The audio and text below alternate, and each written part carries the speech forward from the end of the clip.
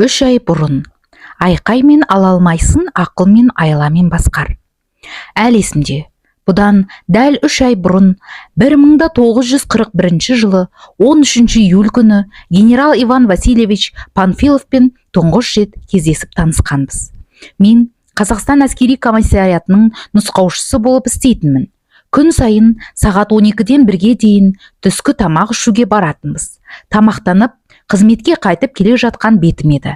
Қорада генерал киімін киген орташа бойлы еңкіштеу кісіге көзім түсті. Қасында 2 майор тұр. Алматыда генерал дегенің некен саяқ кездесетін. Мен қарай қалдым. Генерал 2 қолын артына ұстап, аяқтарын сәл алшайтып, қырын қарап тұр. Бір байқағаным, о да менде қара торы екен. Басын төмен салып, қасындағы бір майордың сөзін тыңдауда. Биік тік жағасынан күнге күйіп қарайған тарамыс мойыны көрінеді. Артиллерист деген атағы бар, солай болғасын аяғыма шпор тағып жүруді сән көретінмін. Шпор болғанда жай шпор емес, сылдырмағы күмістен еді. Аяқты нәшпен басқанымды қоңыраудай сылдырлайтын. Генералдың тұсынан өте беріп, ізет ете салтанатпен адымдадым. Шпорым дың-дың етеді.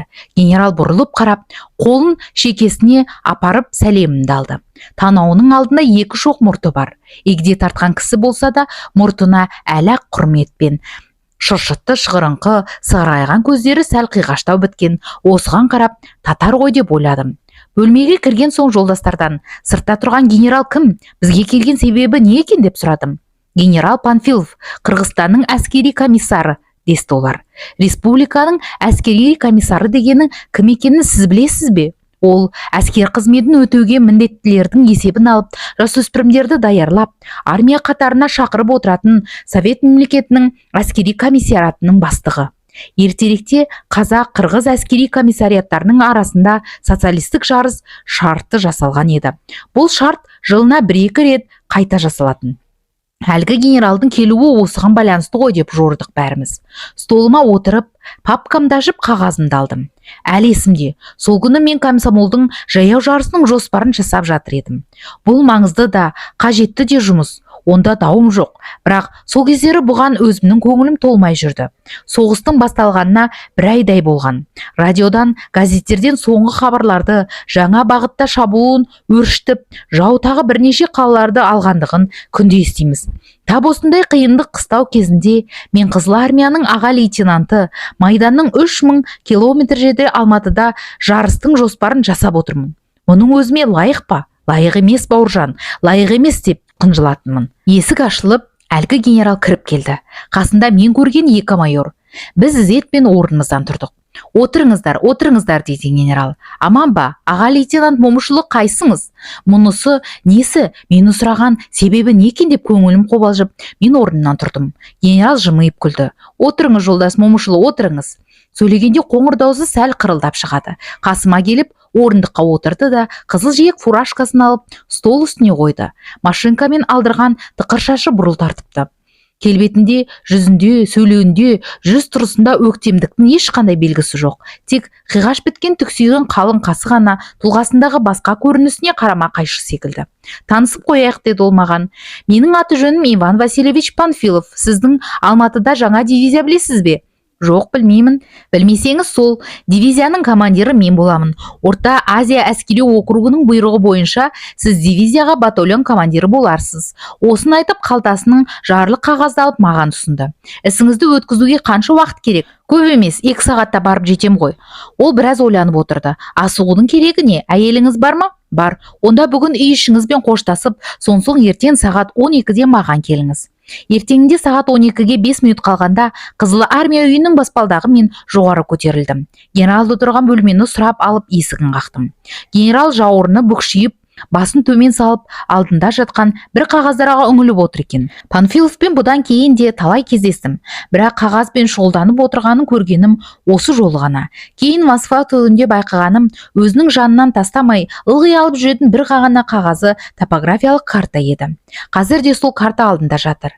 Бірі қарағанда біле қойдым. Бұл Алматының және қала маңайының планы екен. Карта үстінде бауы ағулы қалта сағаты жатыр. Сағатына қарап, Панфилов тез орнынан тұрды да ауыр креслоны сырып тастап шетке шықты. Аяқ басысы жылдам, егделігі сезілмейді. Біз түрегеліп сөйлестік. Панфилов біресе ерсілі-қарсылы жүреді, біресе екі қолын артына ұстап аяқтарын сәл алшайтып тоқтап қалады. Әңгіме былай: жолдас Момышұлы, деп бастады ол. Дивизия дегеннің әлі жоқ. Штабы да, полкі де, батальон да жоқ. Демек сіз басқаларлық та ештеңе болмағаны. Бірақ мұның бәрі де болады, бәрін де құрамыз. Ал әзірше маған көмектесе тұрасыз. Мен сізбен ақылдасайын деп едім. Сөзін аяқ батамастан ол столға барып қағаздарын аударыстырып іздегенін тапты. Сонан соң жуан қызыл қарандашты қолына алып, біраз бұлғақтатып тұрды да маған бұрылды. Білесіз, жолдас Момышұлы, дүниедегі ең ұнамды қарандаш мынау. Неге, жолдас генерал? Неге десеңіз, мұны мен қиғаштама жазады, деді ол әзілдеп. Іс жағдайын білмесең де, осы қарындашын сілтеумен 2 минут ішінде қандай мәселенің болса да тағдырын оп-оңай шешуге болады. Шалағайлар карта бетіне бір сыздық тартып, іс бітті деп ойлайды. Кеңсешілер кейбір топас мұнымен қатар қағаз бұрышын қиғаштап жасап, үлкен жұмыс атқардым деп күпінеді. Көзіне көрінбесін, алыңызшы осыны, бірақ өзіңіз де мұны сирек қолданғайсыз. Күлімсірей қарандашты маған ұсынды. Онан соң байыпты пішінмен: қалай ойлайсыз, қазандарды тезірек сырлатуға қайда берсек болар екен, деп сұрады. Көзқарасымнан бұл сұраққа менің таңданып тұрғанымды байқаса керек, ол түсіндіре бастады. Біздің дивизия халық жасаған есебінде болмақшы. Ол жоспардан тыс құрылады. Сондықтан жаңасын күтіп отырар жайымыз жоқ. Сұрамаймыз да. Өзім тосын көрінген басқа да сұрақтарға жауап беруіме тура келді. Оның бер жағында Панфиловтың ұсақ-түйек нәрсеге дейін көңіл бөліп тұрғанына ерсі көріп, ішімнен таңданумен болдым. Ақыр соңында маған қолындағы қағазын ұсынып, мынандай тапсырма берді. Мұнда әскери бөлімшелеріне арналған үйлердің адрестері көрсетілген. Бәрінде өз көзімізбен көріп, жайратын, жарамайтынын тексереміз. Қораларын қараңыз. Өзі әскери ойнауға лайықты ма екен? Ас пісіретін жері, плиталары, су қайнатын ыдыстары бар ма екен? Біліп келіңіз.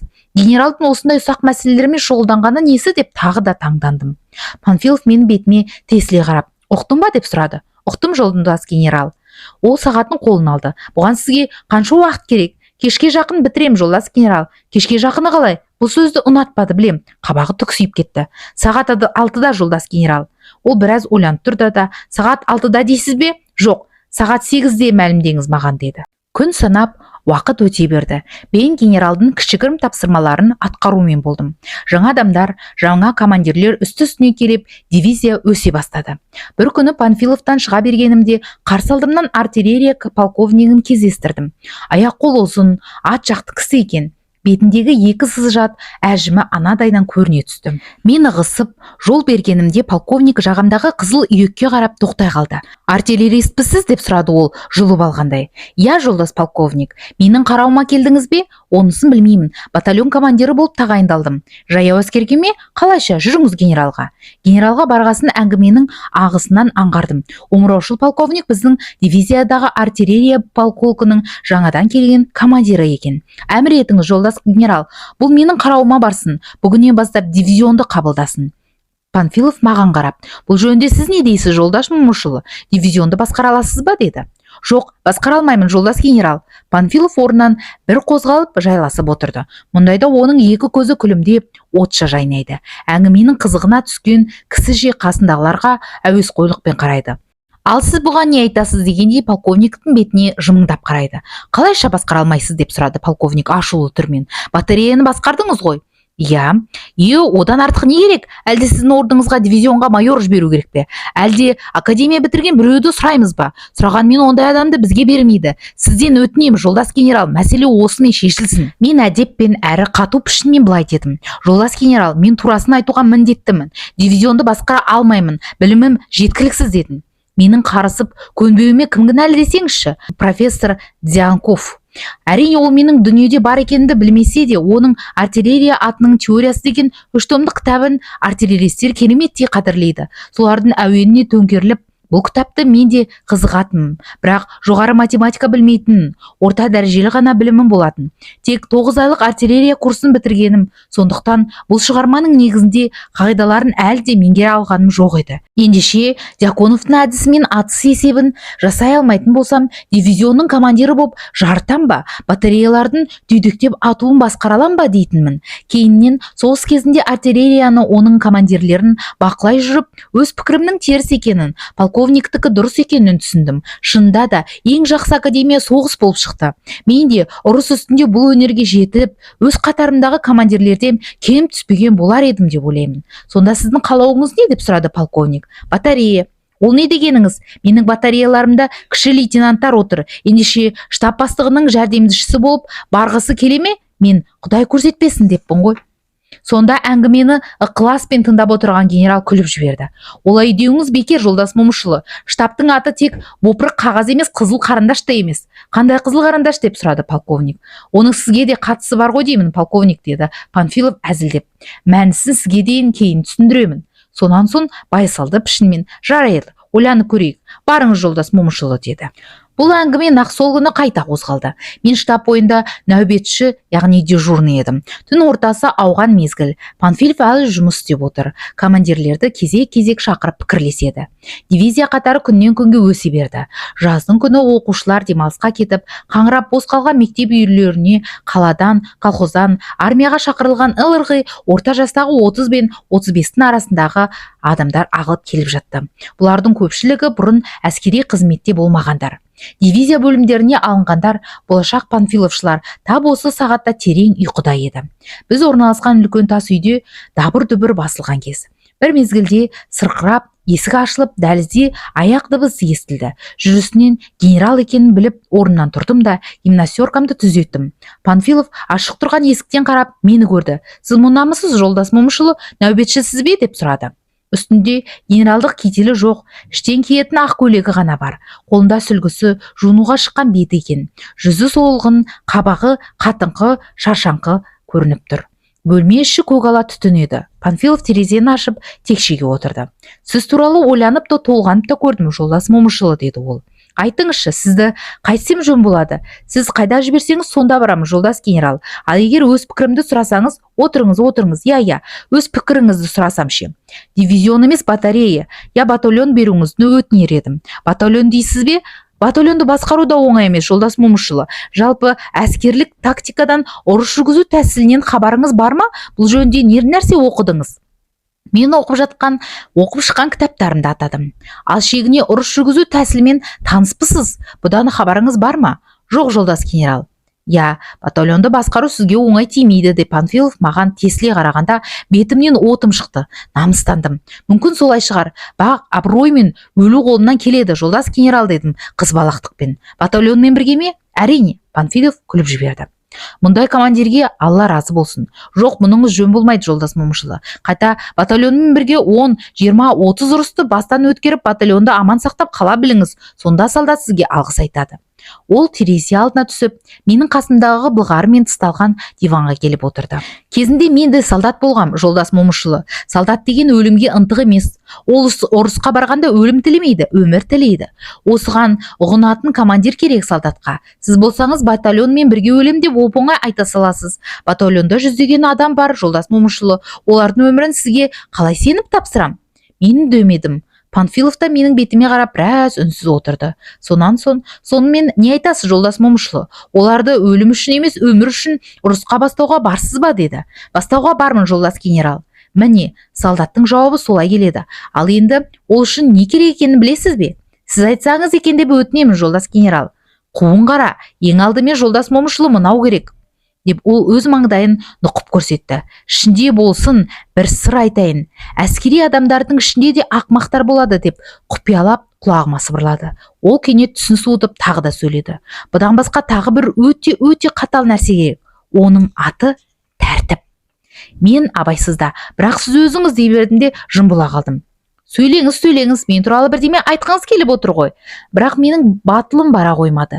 Сөйлеңіз, жоқ әлде бұйыру керек пе? Сіз сондай жуассыз ғой дейін деп едім, жолдас генерал. Әсте олай емес, қателесесіз. Менің сөзім қытығына тиді, білем. Сүлгісін ала орнынан тұрып, әрлі-берлі жүрді. Жуас. Есіңізде болсын, жолдас Момышұлы. Айқаймен басқармайды. Жуас, көрерсін жуасты. Ал сонымен дивизионға барғыңыз келмейді ғой, ә?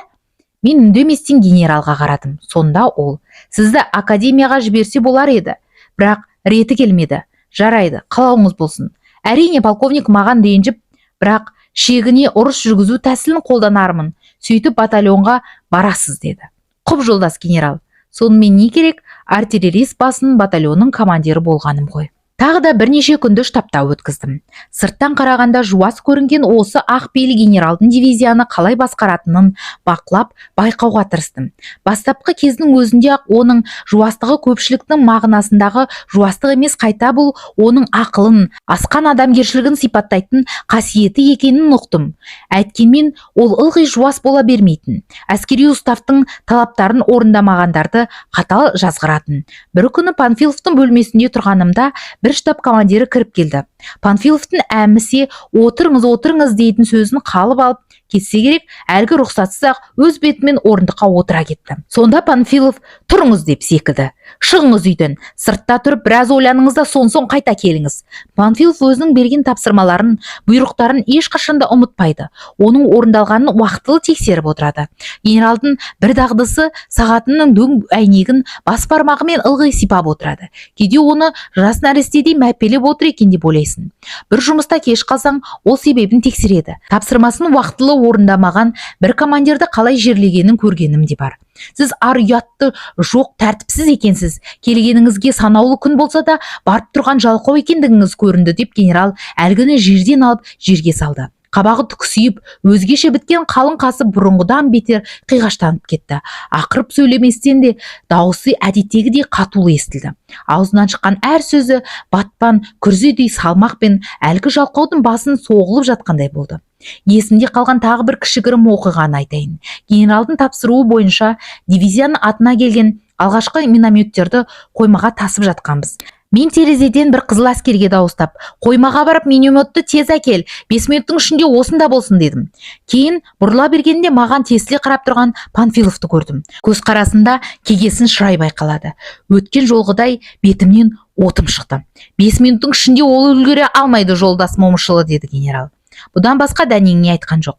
Бірақ осы бір ауыз жай сөзі маған үлкен әсер етті. Артын ойламай, абайсыз сөйлегенше, Панфилов секілді ақыл мен іс істеу керек екенін көңіліме тоқыдым.